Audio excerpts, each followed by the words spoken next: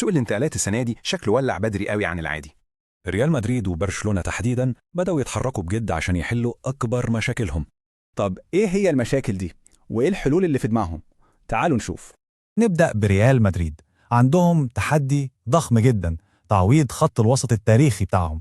خروج كروس ومودريتش ساب فراغ إبداعي وقيادي كبير جدا في نص الملعب. بس في قطعة أساسية من البازل ده موجودة وجاهزة للموسم اللي جاي. نيكو باز راجع من الإعارة والنادي متمسك بيه جدا ومجهزه للفريق الأول. بس السؤال، مين اللي هيكمل معاه نص الملعب؟ في اسمين كبار من انجلترا مطروحين. الأسماء هي رودري وإنزو فرنانديز، ودول لاعبين مختلفين تماما عن بعض. إنزو تحديداً الكلام إنه رامي نفسه على مدريد وعايز يروح بأي شكل. بس الموضوع مش سهل خالص، في عقبة ممكن نقول عليها مستحيلة. عقدة مع تشيلسي لحد 2031، وده بيخلي سعره فلكي وصعب جدا.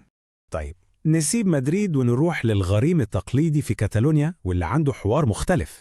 برشلونة بقى مشكلتهم الكبيرة بقالها فترة في حتة تانية خالص، الدفاع. هم محتاجين قلب دفاع أشول بيبني لعب كويس ويكون قائد في الملعب. والهدف رقم 1 لحل المشكلة دي هو أليساندرو باستوني مدافع إنتر.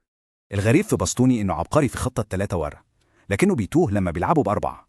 طب إزاي برشلونة اللي بيلعبوا 4 ورا عايزينه بالإصرار ده كله؟